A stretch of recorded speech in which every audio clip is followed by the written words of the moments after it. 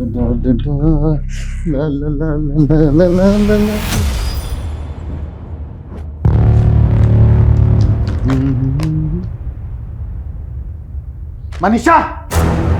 मनीषा, क्या हुआ? इधर आओ। क्यों चिल्ला रहे हैं? क्या है सब? क्या है? मनीषा, तू अपने खड़ूस पति को छोड़ क्यों नहीं देती? किसके साथ भागने का प्लान कर रही हो तुम? क्या बकवास है ये? खुद झूठे लेटर रखकर मुझसे पीछा छुड़वाना चाहते हैं। बनो मत, दूध की धुली तो तुम हो नहीं। लेटर आप लिख रहे हैं, मुझ पे दोष दे रहे हैं। क्या है ये सब? सब जानता हूँ मैं तुम्हारे बारे में। क्या जानते हैं आप? ये सब लेटर वेटर क्या है? तो ये सब क्या है? मैं पूछ रहा हूँ क्या है?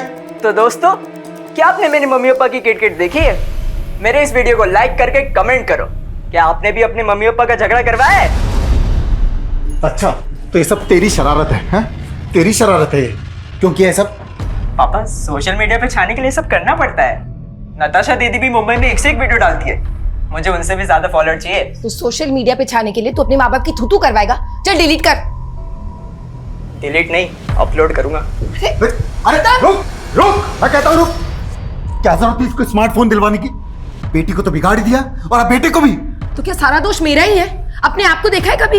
ज्यादा बहस करने की जरूरत नहीं, समझी तुम? जाकर देखो उसे क्या कर रहा है वो। मुझे ऑफिस के लिए देर हो रही है।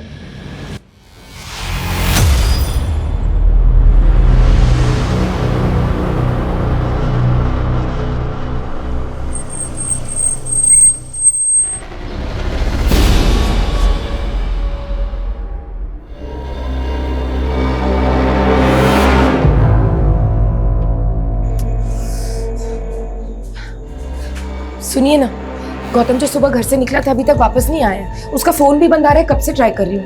ये बात अब बता रही हो तुम मुझे? गौतम की कोई फिक्र है या नहीं तुम्हें? फिक्र क्यों नहीं होगी, लेकिन आप तो जानते हैं वो घर में टिकता है क्या? कि तुम्हें तुम्हारी किटी पार्टी से फुर्सत मिले तब ना। गौतम का ही फोन है। हेलो गौतम, कहाँ है तू? मेरे साथ। वैसे तेरे बेटे की शक्ल बिल्कुल भी नहीं मिलती है तुझसे। क्या बकवास कर रहा है तू? गौतम को फोन दे, प्रैंक करना बंद कर। यहीं से छुप के कर रहा है ना तू प्रैंक? अरे ओ, ये कोई प्रैंक नहीं है। तेरे बेटे को किडनैप कर लिया है, उसकी आवाज सुनाता हूं मैं तुझे। बोल। पापा, मम्मी। सुना? अब अपने बेटे की सलामती चाहता है ना, तो 50 लाख रुपए तैयार रख। मैं एक फूटी कौड़ी भी नहीं दूंगा। तो फिर एक काम करता हूँ, मैं तेरे बेटे का अंगूठा काट के तेरे घर पे भिजवाता हूँ। तू उसका बायोमेट्रिक करवाना और तुझे पता चल जाएगा तेरा बेटा किडनैप हुआ है कि नहीं हुआ है। नहीं, ऐसा कुछ भी मत करना मेरे बेटे के साथ प्लीज। तो अब अपने बेटे की सलामती चाहता है तो पैसे तैयार रख और पुलिस को इन्फॉर्म करने की गलती मत करना। आप लोगों ने एकदम सही किया जो किडनैपर्स की बात नहीं मानी और हमारे पास आ गए। अब अगर वो लोग आपको दोबारा कॉल करेंगे तो हम उनके कॉल को ट्रेस कर लेंगे। Don't worry. आप हमारे गौतम को बचा तो लेंगे ना? हाँ सर, हम पूरी कोशिश करेंगे। आप हमें ये बताइए, आपको किसी पे कोई शक है? आपके बच्चे को कौन अगवा कर सकता है? सर हमें कुछ समझ ही नहीं आ रहा। सर, जब इन्हें फिरौती का कॉल आया था उस वक्त गौतम का फोन कमला नगर में एक्टिव था। कमला नगर तो आपके घर से तकरीबन 15 किलोमीटर दूर है ना? जी। तो क्या कमला नगर में कोई ऐसा है जिसके पास गौतम जा सकता है? सर हमें इस बारे में कुछ नहीं पता सर। सर प्लीज हमारे गौतम को बचा लीजिए सर, प्लीज।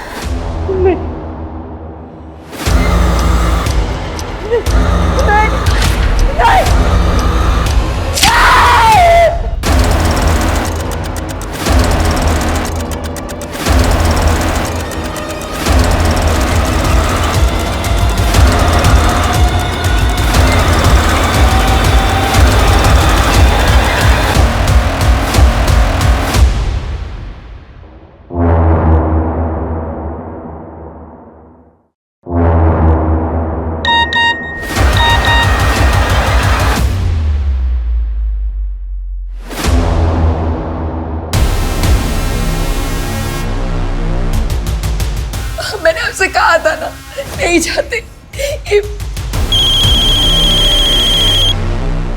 हेलो, पुलिस को इन्फॉर्म किया ना तूने?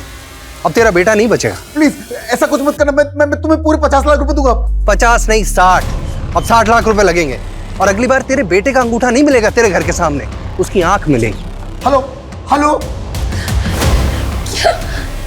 दरवाजे पर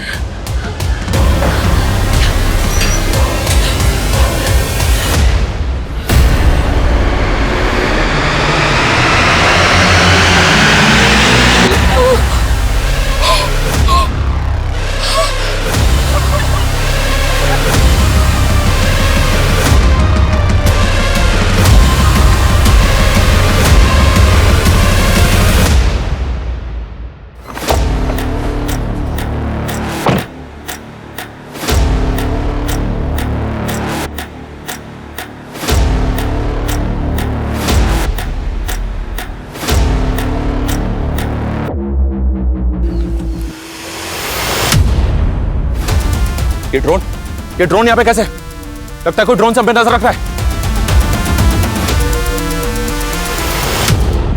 बैग कहां गया? विकास, बैग को ढूंढो, मैं ड्रोन के पीछे भागता हूं। सर, वो झाड़ियों में क्या होगा, ढूंढो, भागो। पुलिस? आपने फिर पुलिस को बुला लिया? मैंने किसी को नहीं बुलाया, ये खुद ही हमें फॉलो करके आ गए।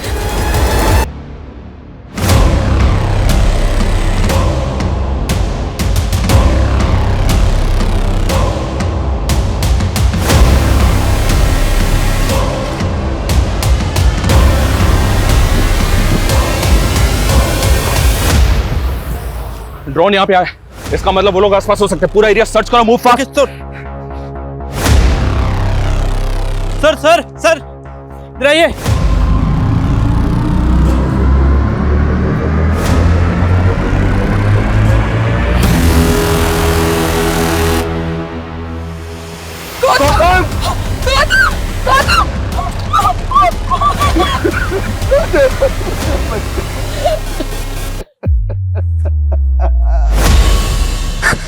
सर, आसपास अच्छी तरीके से सर्च कर लिया, समझ नहीं आ रहा बैग कौन ले गया।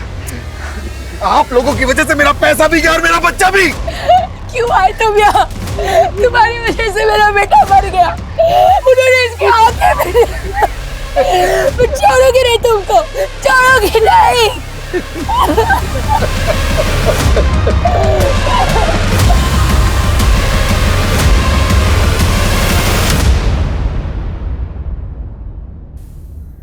नमस्कार, मैं रेणुका शाहने क्राइम पेट्रोल सतर्क में आपका स्वागत करती हूँ। जब कोई उम्मीद मरती है, इंतजार अंधकार में बदल जाता है, तो जिंदगी चलती तो है लेकिन इंसान रुक जाता है। अपने बच्चे में अपना संसार देखने वाले गौतम के माता पिता की जिंदगी भी अब इसी मझधार में नजर आ रही थी, लेकिन अभी इंसाफ होना बाकी था। लेकिन इंसाफ का ये सफर हिला के रख देने वाला था और इसके साथ चलने वाला एक सफर गुनाह का भी था, जो एक बहुत लंबा और डरावना सफर था, जो साल दर साल कानून को चकमा देता रहा।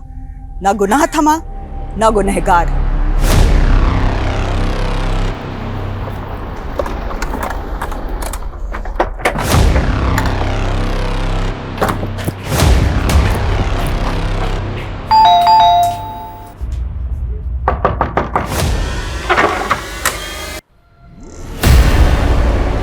मेरे इस वीडियो को लाइक करके कमेंट करो, क्या आपने भी अपने मम्मी पापा का झगड़ा करवाया है? वीडियो में देख के तो ऐसा लग रहा है कि ये प्रैंक है, लेकिन इस वीडियो में आप दोनों का झगड़ा एकदम असली लग रहा है।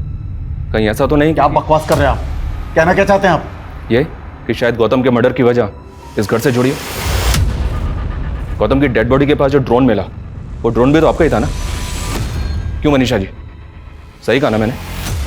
वो ड्रोन आपने खरीदा था और जिस शॉप से खरीदा था उसका सीसीटीवी फुटेज मिला, मैं उसी में देखा हमने। उस दिन मैंने आपका गिरेबान पकड़ा तो आप बदला लेने के लिए कुछ भी बक रहे हैं। वो ड्रोन मैंने अपने बेटे को गिफ्ट किया था। तो जब उसका किडनैप हुआ, ड्रोन अपने साथ लेकर गया था वो, क्योंकि जहां उसकी डेड बॉडी मिली हुई है, ड्रोन हमें वहीं पे मिला। ड्रोन अपने आप कैसे पहुंच गया? ये पता करना आपका काम है और आप हम पे शक कर रहे हैं। देखिए ऑफिसर, हमने अपना बच्चा खोया है और आप हम पे शक कर रहे हैं, ये रवैया ठीक नहीं है। मैं आपकी शिकायत करूंगा आपके ऑफिसर से। देखिए,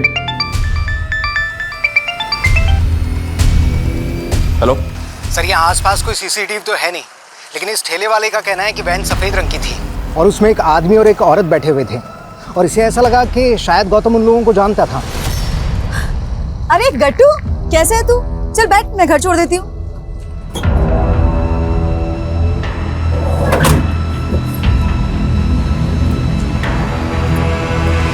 उस वैन का नंबर और उसका डायरेक्शन दोनों ट्रेस करने की कोशिश करो। हमें सबसे पहले यह पता करना होगा कि उस दिन वो वैन गौतम को लेकर कहां गई होगी।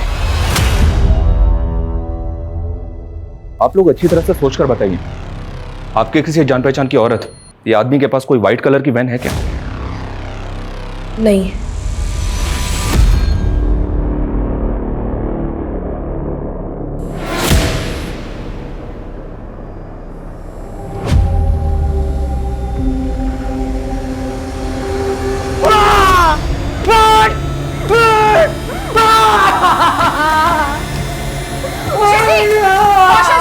क्या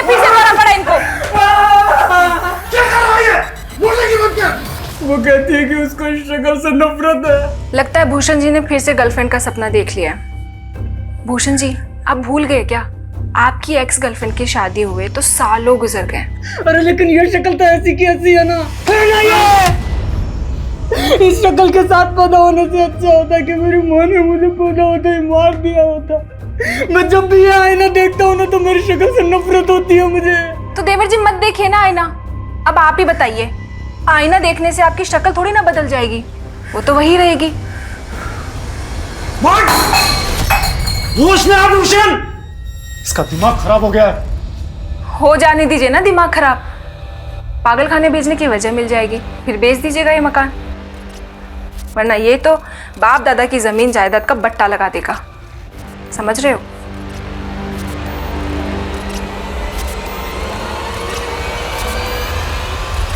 इतना फ्रस्ट्रेट मत हो यार, एक गई तो दूसरी लड़की आएगी। और रही बात तेरे स्मार्ट की, वो तो प्लास्टिक सर्जरी से सब निकल जाएगा। लेकिन सर्जरी के पैसे जुटा नहीं पाया मैं। तू तो बोल रहा था कि तुझे कहीं से लाखों मिलने वाले। मेरा सारा प्लान चौपट हो गया यार। लेकिन मैं कुछ करता हूँ। सुन, तू बस सर्जरी करने वाले डॉक्टर से मुझे मिला दे। अरे वो तो मिलवा दूंगा, लेकिन कम से कम 1 लाख रुपए तो एडवांस तैयार रख। ठीक है, मैं कॉल करूँगा तुझे। ठीक है, मैं निकलता हूँ, एक काम है मुझे जरूरी ना। Sir bill. ओके। दिखाई नहीं देता क्या? सॉरी। क्या करूं तुम्हारे सॉरी का? हाँ, मेरा 1.5 लाख का फोन तोड़ दिया। अभी रुको, तुम्हारे मैनेजर से कंप्लेंट करती हूँ। पता नहीं कैसे कैसे वेटर्स रखे हुए। क्या वेटर? मतलब सफिशिएंट ब्लैक पैंट मतलब वेटर? तू जानती नहीं है मुझे, समझी ना? शक्ल से तो तुम गुंडे लग रहे हो। शक्ल पे मत जाना, समझी ना? शक्ल पे नहीं। अच्छा सुनो, वो आई एम सो सॉरी। वो क्या है ना, मैं कुछ ज़्यादा ही बोल गई। ये फ़ोन मुझे मेरे फियांसे ने गिफ्ट किया था, इसलिए मैं इस फ़ोन को लेकर पजेसिव हूँ। I am really sorry. यार जब से पता चला है मेरे बेटे की किडनैपिंग में एक औरत का हाथ है, तब से मुझे उस औरत की याद आ रही है जो न्यू ईयर पार्टी में मिली थी। अरे वही जो मेरे बिजनेस का टर्नओवर जानने में इंटरेस्ट ले रही थी। हाँ वही। तेरे पास नंबर मिलेगा उसका? सुन, मैं तुझसे बाद में बात करता हूँ। तो आपकी अय्याशी गौतम को खा गई। मैंने कोई अय्याशी नहीं की। तो फिर किस औरत का नंबर मांग रहे थे? कौन है ये?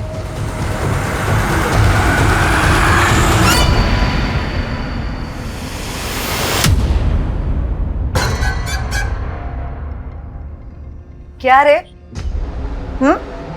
मुझे पाने की क्या एक्टिंग कर रहा है? सारे मजे तो ले लिए तूने।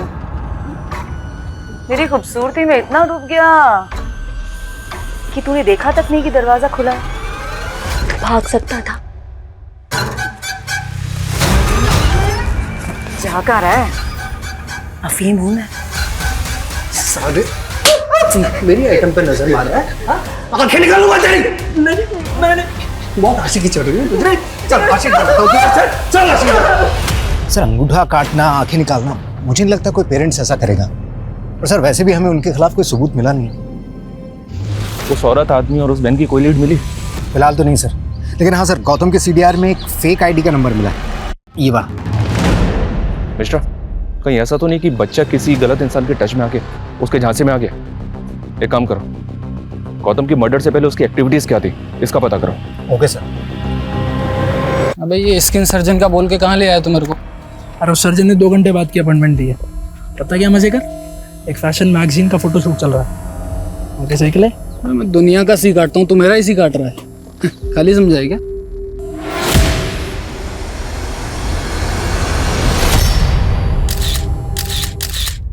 ये और मॉडल? तू जानता है इसको? इसको कैसे भूल सकता हूँ? अभी तो हिसाब चुकता करना है इसका मुझे। अच्छी तरह से चेक करो, पूरा कोना छान मारो। क्या कर रहे हैं आप? अब क्या चाहिए आपको? अच्छी तरह से चेक करो। आप बताते क्यों नहीं, क्या ढूंढ रहे हैं आप? गौतम की पोस्टमार्टम रिपोर्ट आ गई, उसके ब्लड में ड्रग के ट्रेसेस मिले। हमें ऐसा लग रहा था कि शायद किडनैपर्स ने उसने बेहोश करने के लिए ड्रग्स दिए होंगे, लेकिन बाद में हमने उसके कॉल डिटेल्स चेक किए। उसके कॉल डिटेल्स में एक फेक आईडी का नंबर मिला है। हाँ तो फेक आईडी का नंबर मिला है तो इससे कहां साबित होता है कि मेरा बेटा ड्रग्स लेता था? तो उसके कॉल डिटेल्स में ये फेक आईडी का नंबर किसका है? ये वाला नंबर।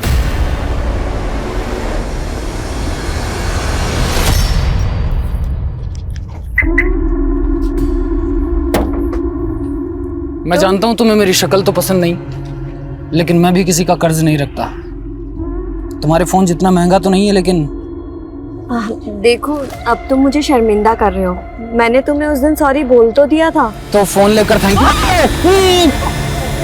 खोलो खोलो खोलो जल्दी।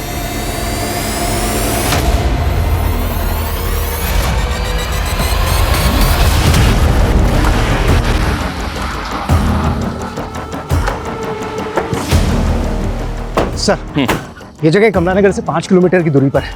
आसपास के लोगों का कहना है कि ये जगह वैसे तो बंद ही रहा करती थी, लेकिन कुछ टाइम पहले कोई आदमी यहाँ पर रहने के लिए आया था और तभी यहाँ पर वैसी सफ़ेद वैन देखी गई थी जिसका इस्तेमाल गौतम की किडनैपिंग में हुआ था। ताला तोड़वाओ।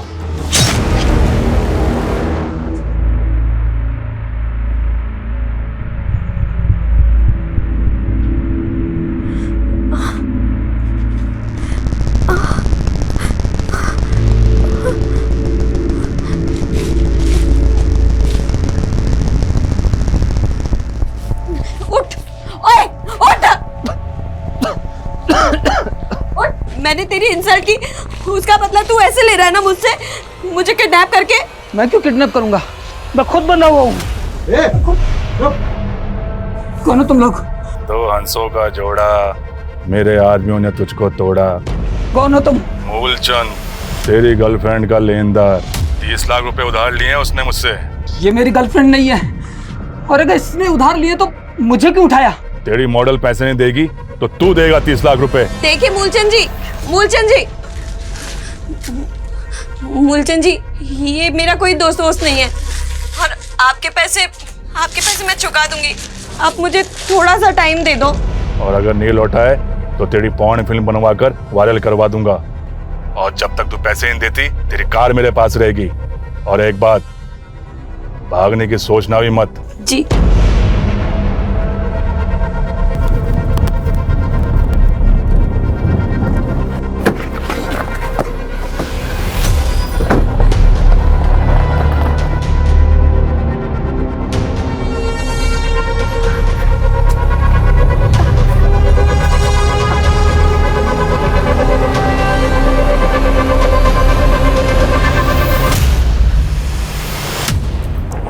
सर, ये देखिए।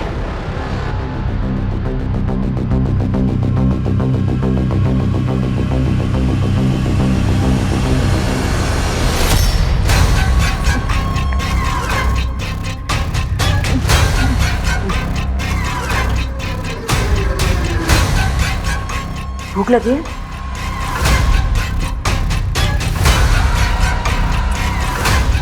मुझे घर जाना।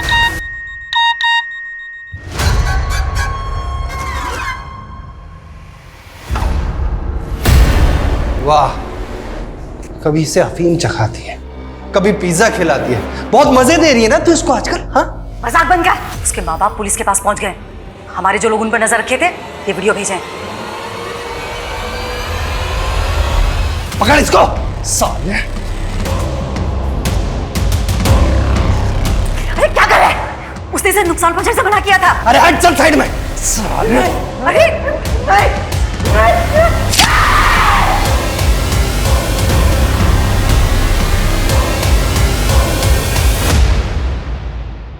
इस बात के पूरे चांसेस हैं कि गौतम को अगवा करके यहीं रखा गया है। पता नहीं ये सब किसने किया है। मिश्रा, एक काम करो, ये घर किसका नंबर है पता करो। सर। और तुम लोग भी इस कमरे का एक कोना छान मारो, देखो कुछ मिलता है क्या।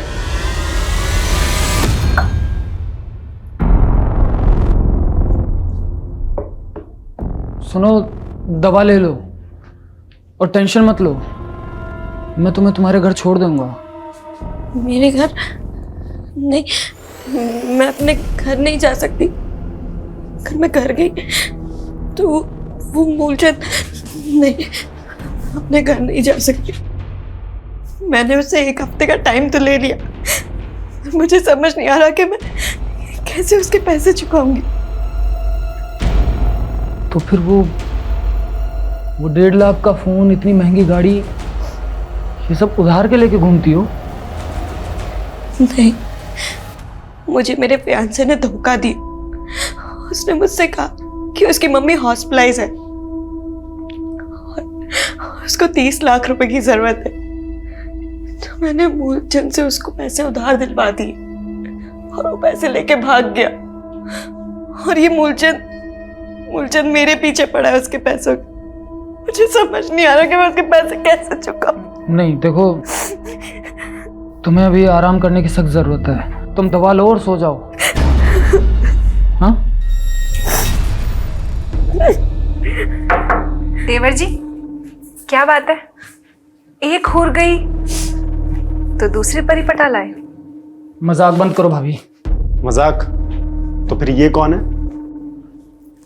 ये मेरी एक्स गर्लफ्रेंड की रेप्लिका है। ये रेप्लिका? अरे डुप्लीकेट मतलब कि पहले वाली एक्स गर्लफ्रेंड की कोई दोस्त वोस्त होगी तो दूसरी वाली में पहले वाली को ढूंढ रहा है। बस करो भैया, आप लोग प्लीज बाहर जाइए। इनको आराम करने की सख्त जरूरत है। प्लीज आप लोग जाइए। चलिए। सुनो, तुम दवा लेके आराम करो। क्या करें? हमारी इन्वेस्टिगेशन हमें फिर से यहाँ लेकर आ गए। वो घर जिसमें गौतम को अगवा करके रखा गया था, वो भी आपके नाम पर ही निकला। कौन सा घर? कौन सा घर? ये वाला घर। हाँ सर, मैं मानता हूँ कि ये घर मेरे नाम है, पर मैं तो इसे बेचने वाला था। कुछ सालों पहले तक मेरा भाई विवेक इसमें रहता था, बाद में मेरा उससे बंटवारा हो गया। रैंसम कॉल भी उसी एरिया से आया था। और अपने भाई के बारे में आपने हमें पहले क्यों नहीं बताया? क्योंकि मेरा भाई विवेक काफी समय से यहाँ नहीं रहता, नेपाल में रहता है। नेपाल में कहाँ? पता नहीं सर, मेरी उससे बनती नहीं है। एक नंबर का आवारा था ये क्वीन मेरी। अरे तेरी, तू बड़ा होशियार है। निकाल के। मैंने तुझे 7 लाख रुपए दिए थे पार्टी को पेमेंट करने के लिए। तूने पैसे नहीं दिए उनको? हाँ नहीं दिए, मुझे जरूरत थी तो मैंने रख ली। और भाई साहब वैसे भी मैं मांगता तो आप कौन सा सीधा सीधा दे देते। तो मतलब अपने भाई को ही चूना लगाएगा? भाई साहब, इसमें चूना लगाने वाली कौन सी बात है? वैसे भी बिजनेस पापा का है, आप संभालते हो। और भूलिए मत, उसमें मेरा भी बराबर का हक बनता है। पता नहीं किन लड़कों के चक्कर में पड़कर मेरा भाई विवेक बिगड़ गया था। लेकिन सर, विवेक गौतम को बहुत प्यार करता था, इसलिए मेरा उस पर शक नहीं गया। तो आपका भाई जिन लोगों के चक्कर में पड़ के बिगड़ गया था, उनका तो पता होगा? नहीं पता सर, इस बारे में सच में मुझे कुछ नहीं पता। अरे कैसे पता नहीं? अरे सब पता है हमको। भाई नेतागिरी में आए हैं तो सब पता रखना पड़ता है ना। अरे देखिए, आप हमारे चंदे का ध्यान रखिए, बाकी हम सब संभाल लेंगे। हाँ, अरे हम सही कह रहे हैं भाई। ठीक है, हम रखते हैं। हाँ, बाद में बात करेंगे आपसे। अरे मेहरा जी नमस्कार, आ गए आप? 10 लाख है, अंदर चल के गिन लीजिए। क्या मेहरा जी, 10 लाख रुपए? अरे भाई आपका तो करोड़ों का टर्नओवर है? कम से कम 50 लाख का चंदा चाहिए आपसे हमें। वो सब तो ठीक है, लेकिन आजकल धंधा बड़ा मंदा चल रहा है। साले, अरे पहले की तेरे रुतबे में आके तेरे लड़के को उठा लेते तो 1 करोड़ भी देता ना। ये क्या कर रहे हैं आप? क्या कर रहे हैं? आपका बहुत बहुत आभार, आपने 10 लाख रुपए का चंदा दिया। आप आइए मेरे साथ, आइए। ये क्या कर रहे हैं आप? आप भूल क्यों नहीं जाते? ये माफिया उठा लेना, ये सब आपका पास था। अब आप नेताजी बनने वाले हैं, तो नेताजी जैसे बिहेव करें ना।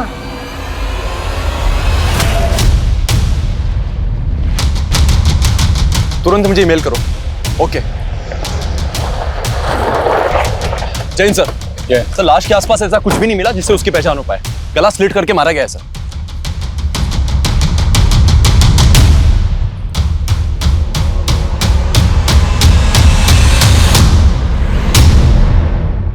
इस बार आप अपने निजी स्वार्थ और धर्म की राजनीति से ऊपर उठकर विकास के नाम पर वोट दीजिए। मैं वादा करता हूं आपसे कि इस कस्बे का नक्शा बदल कर रख दूंगा।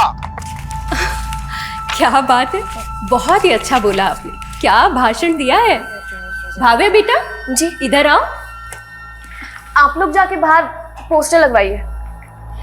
वाह बेटा, एक क्रिमिनल को तुमने इतना बदल दिया कि वो समाज कल्याण की बातें करने लगा है। मैं तो कृपाल जी की बस राजनीतिक सलाहकार हूँ, और ये सब तो मेरा जॉब है आंटी। आंटी नहीं, माँ। हमारी कोई औलाद तो नहीं हुई, इसलिए अब से तुम ही हमारी बेटी जैसी।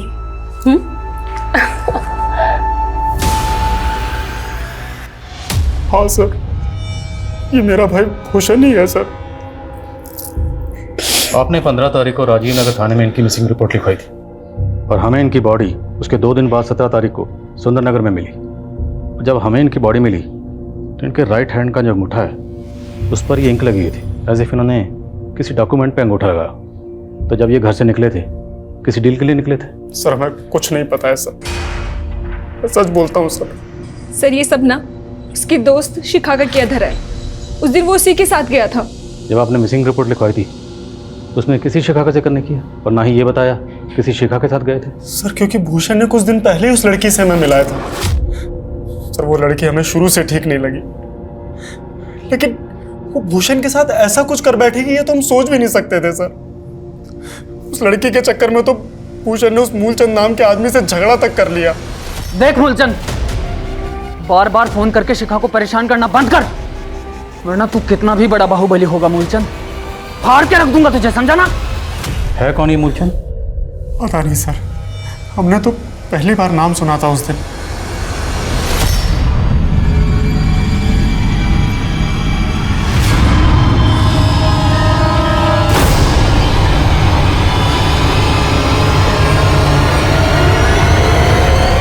सर, ये विदिशा थाने से कांस्टेबल सुमित है।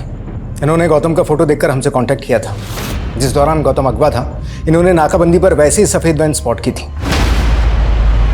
सर वो औरत बोली कि ये उसका बेटा है, उसे चोट लगी थी तो वो क्लिनिक ले जा रही थी, इसलिए मुझे उन पे शक नहीं हुआ। क्या उसका चेहरा तो याद होगा ना? स्केच बनवा सकते हो? हाँ यस सर। मिश्रा,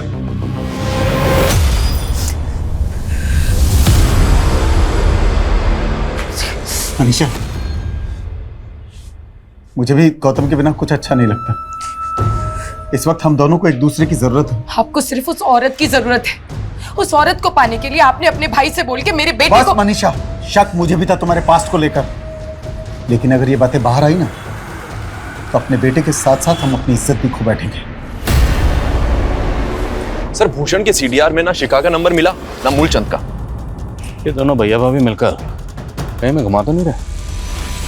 लेकिन सर भूषण के मर्डर के ठीक पहले उसकी एक मिलिंद नाम के आदमी से आखिरी बार बात हुई थी। तब भूषण का फोन सुंदर विहार में एक्टिव था जहां हमें उसकी लाश मिली थी। सर मैं किसी मूलचंद को नहीं जानता, लेकिन हाँ शिखा को जानता हूँ। वो एक मॉडल है। मॉडल? कहाँ रहती है? सर ये तो नहीं मालूम, लेकिन वो बूस्टर फैशन मैगजीन के लिए मॉडलिंग करती है। कुछ दिनों पहले उसका पिक्चर बॉक्स स्टूडियो में फोटोशूट भी हुआ था। 16 तारीख को कत्ल से पहले आखिरी बार भूषण की फोन पर बात तुमसे ही हुई थी, राइट?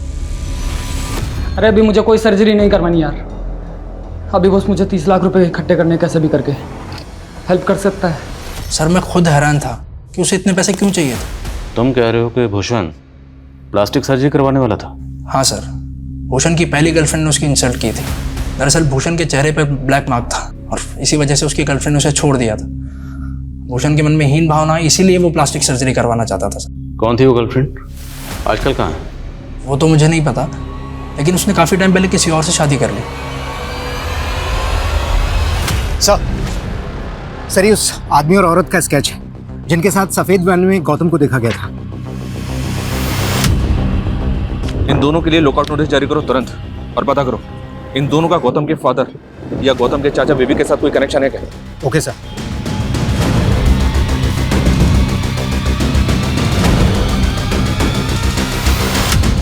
गौतम की किडनैपिंग और मर्डर का मकसद ऐसे रहस्य दबाए बैठा था जिसके अंदर से अपराधों का एक ऐसा ज्वालामुखी फूटा था जो हर दिशा में फैल के कई शहरों और कस्बों का माहौल गर्म करने वाला था। लेकिन एक बच्चे का अंगूठा काट के उसकी आंखें निकाल लेने वाला वहशी किस ठंडे बस्ते में छिपा था?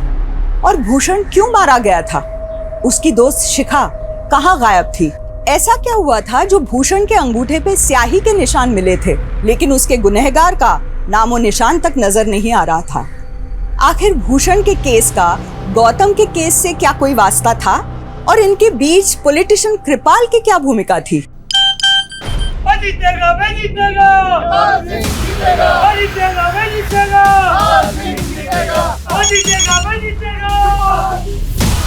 नेताजी, चीरहरण पक्का है तुम्हारा। कौन बोल रहा है तू? पुराना कांड हो तुम्हारा, और अगर आप अपनी छवि बचाना चाहते हो तो 3 करोड़ देने पड़ेंगे। सर ये भूषण की पहली गर्लफ्रेंड का फोटो, ये अपने पति के साथ इंदौर में रहती थी, लेकिन इन्होंने रिसेंटली शिफ्ट कर लिया। सर शिफ्ट कहाँ किया, कुछ पता चला? नहीं सर। पता करो कहाँ शिफ्ट किया। और वो शिखा और मूलचंद, उनके बारे में कुछ पता चला? सर मूलचंद का कुछ नहीं पता चला। शिखा जिस फैशन मैगजीन के लिए मॉडलिंग करती थी उनका हेड ऑफिस दिल्ली में है सर। तुरंत दिल्ली के लिए निकलो। सर। सर काम सर, मैंने भूषण की बैंक ट्रांजैक्शन चेक की। सिग्मा फाइनेंस कंपनी से उसको 25 लाख रुपए का मॉर्गेज लोन मिला था। सिग्मा फाइनेंस कंपनी के पास भूषण और कौशल के घर के कागज भी मिले थे सर, और उन्होंने भूषण का थंब इंप्रेशन भी लिया था। भूषण के अकाउंट में अभी पैसे हैं? जी नहीं सर, पैसा अकाउंट में आते ही निकाल लिया गया। लेकिन सर एक और बात है, जिस दौरान भूषण का कत्ल हुआ था उसके पड़ोसियों का कहना है कि उस समय उसके घर से कुछ लड़ने झगड़ने की और मारपीट की आवाजें आ रही थी। एक कोना चेक करो। Okay sir. सर मुझे तो खुद आज मालूम चला कि घर से प्रॉपर्टी के पेपर गायब हैं। सर मैं सोच भी नहीं सकता था कि मेरा भाई भूषण मेरे साथ ऐसा करेगा, प्रॉपर्टी के पेपर गिरवी रख देगा। सर इसके बारे में मुझे कुछ नहीं मालूम। आपके भाई ने जो फाइनेंस कंपनी में डॉक्यूमेंट सबमिट किए उसमें ये एनओसी और एनओसी पे तुम्हारे साइन। सर ये साइन मेरे साइन से मिलते जरूर हैं, लेकिन मैंने नहीं किया सर। ये तुमने नहीं किया तो किसने किया? तुम्हारे साइन। लड़की के साथ मिलकर उसने मुझे चूना लगाया। सर आप एक मिनट। सर यहां पर खून के धब्बे हैं जिन्हें मिटाया गया है। किसका खून है? किसका खून है ये? सर उस दिन मेरे और मेरे भाई भूषण के बीच में कुछ कहा सुनी हो गई और गर्मा गर्मी में सर मैंने गलती से उसे धक्का दे दिया। ये कहीं नहीं जाएगी और मैं भी कहीं नहीं जाऊंगा। तू यही चाहती थी ना कमीनी? भाभी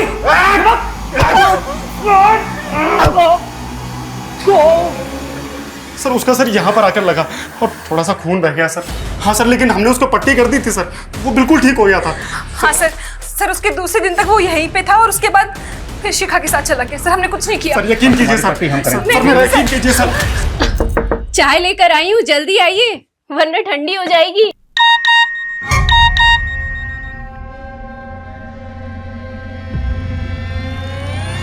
चौबीस घंटे हैं तेरे पास वरना वीडियो वायरल हो जाएगा।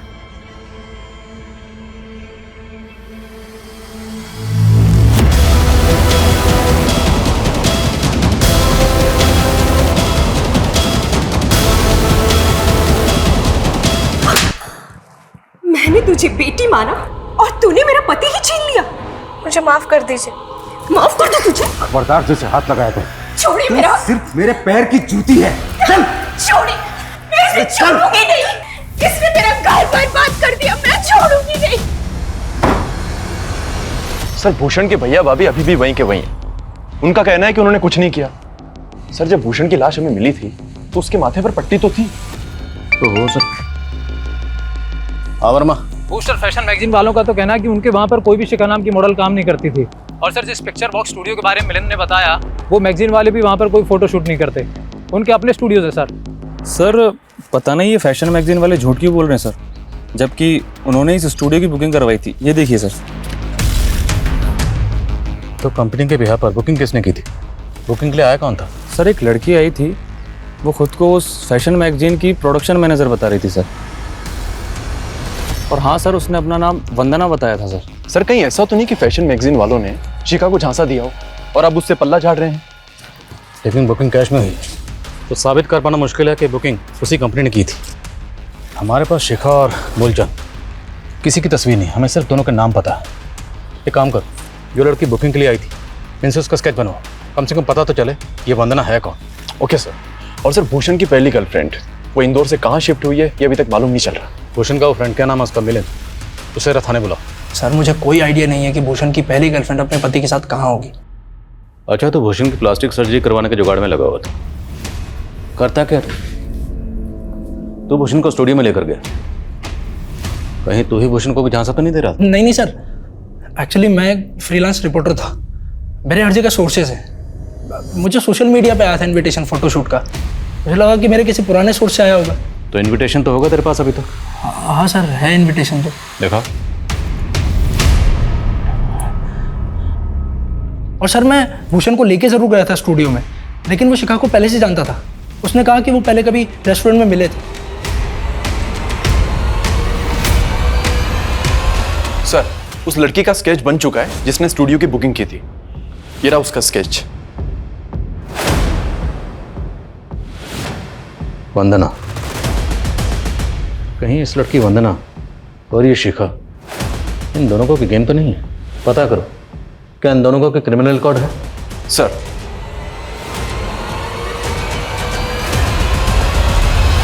हाँ पापा, वो एक डील थी इसलिए इंदौर आई हुई थी। काम खत्म होते ही मिलती हो ना।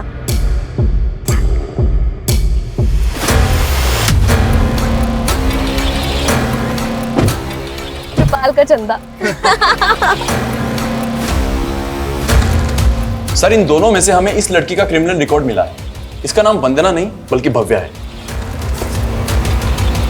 इस पे और इसके गिरोह पे हनी ट्रैपिंग के कई सारे मामले दर्ज हैं और सतना के पॉलिटिशियन कृपाल को भी इसने अपने झांसे में फंसाया था।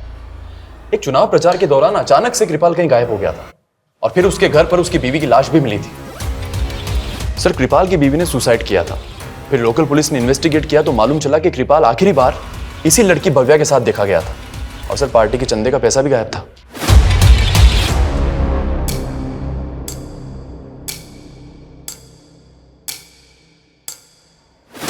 क्या नेताजी, इज्जत बचा ली, जिंदगी कैसे बचाओगे?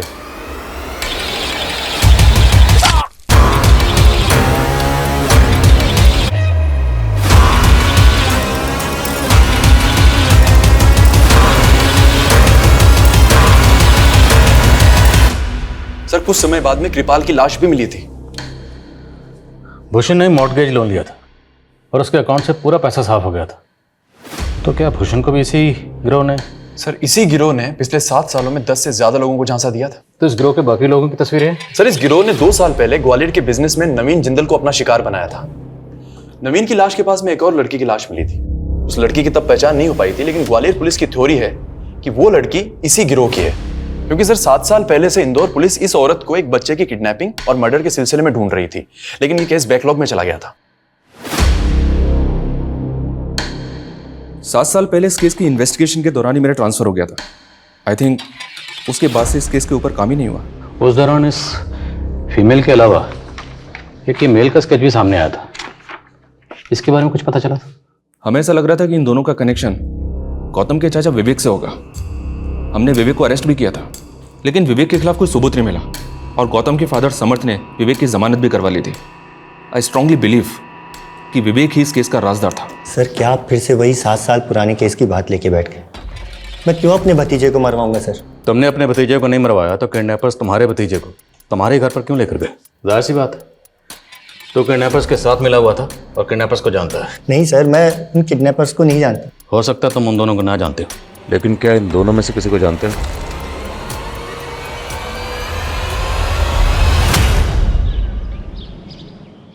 नताशा, पापा, पापा, क्या हुआ पापा? अपने भाई को मारकर 7 साल से बेवकूफ। मैं तुझे छोड़ूंगा नहीं, जान से मार दूंगा तुझे। समझे, छोड़ दीजिए। नहीं इंस्पेक्टर आदिल, क्या हत्यारी ने अपने भाई को खा गई। छोड़ दीजिए।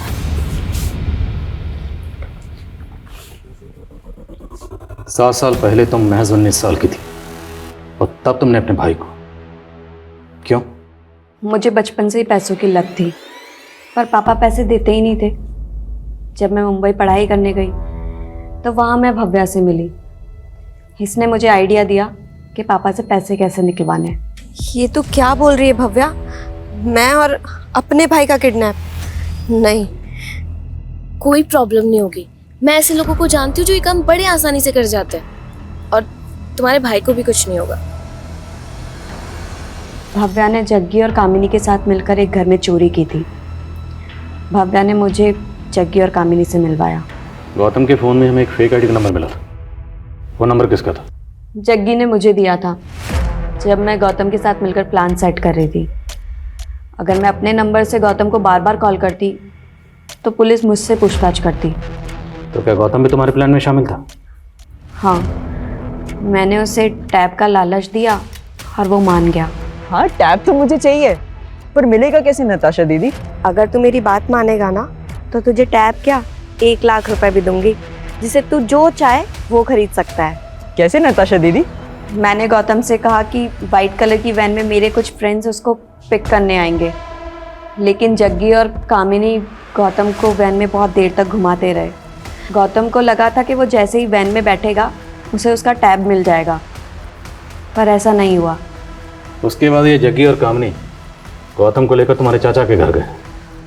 हाँ, मेरे पास उस घर की चाबियाँ थी, लेकिन मैं गौतम को नुकसान नहीं पहुंचाना चाहती थी। बट हमें आइडिया नहीं था कि पापा पुलिस को इन्वॉल्व कर लेंगे। इसी गुस्से में जग्गी ने गौतम का अंगूठा काट दिया।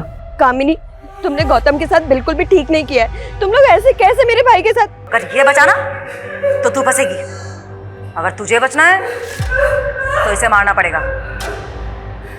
मैं बहुत डर गई थी, पर जब पापा ने जग्गी को पैसे दिए तो जग्गी ने गौतम को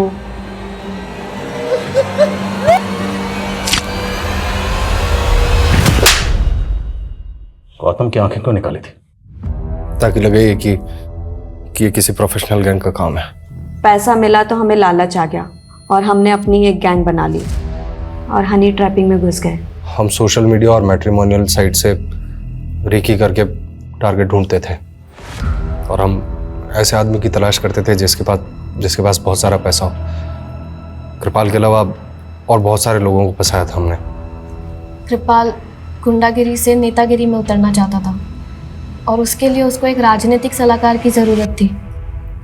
फिर मैंने एक फेक रिज्यूम बनाया, उन्हें दिखाया और बोला कि मैं साउथ इंडियन लीडर के साथ भी काम कर चुकी हूँ।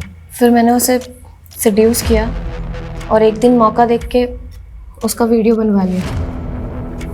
हम एक सर्जन की रेकी कर रहे थे, तभी वहाँ भूषण अपने एक दोस्त के साथ प्लास्टिक सर्जरी के बारे में बात करने के लिए आया हुआ था।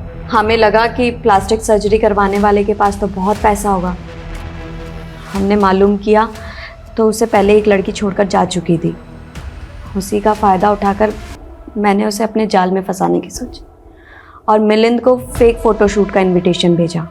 वो भूषण तुम्हारे प्यार में इतना दीवाना था कि तुमसे शादी का सपना पूरा करने के लिए मूलचंद को 30 लाख देने को तैयार हो गया। यहाँ तक कि उसने अपना घर गिरवी रख दिया और तुम्हें 30 लाख दिए और तुमने ना सिर्फ उसके प्यार को धोखा दिया बल्कि उसका कत्ल कर दिया। ये लो शिखा, और जाके अपना पीछा छुड़ा लो उस मूलचंद से।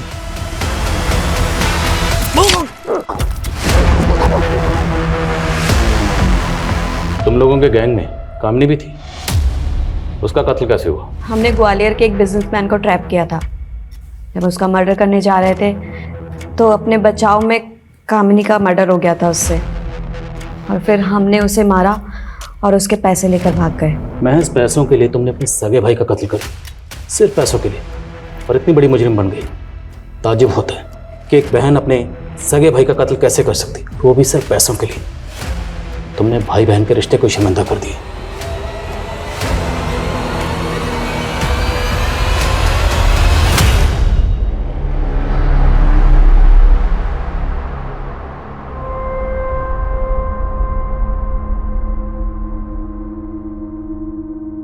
बुरी संगत हमेशा बुरी रंगत ही देती है।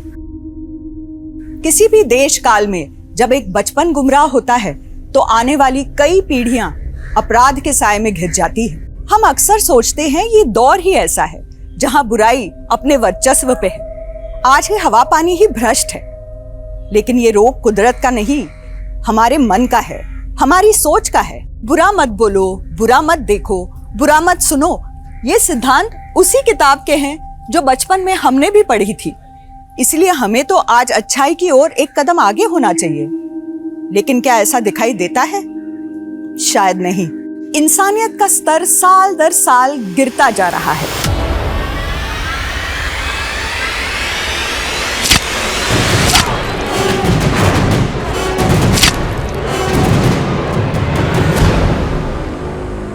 इसलिए ये बेहद जरूरी है कि हमारी मौजूदा पीढ़ी अगर सैद्धांतिक मूल्यों की रक्षा करेगी तो ही आने वाली पीढ़ी इसको एक कदम और आगे ले जा सकती है और हम एक उज्जवल भविष्य की कल्पना कर सकते हैं। तो इसी आशा के साथ अब मैं रेणुका शाहने आपसे विदा लेती हूँ। कल फिर मिलेंगे ऐसी एक कहानी के साथ जो रखेगी आपको सतर्क और जिंदगी को सुरक्षित। तब तक अपना और अपने परिवार का ख्याल रखिए और देखते रहिए क्राइम पेट्रोल सतर्क।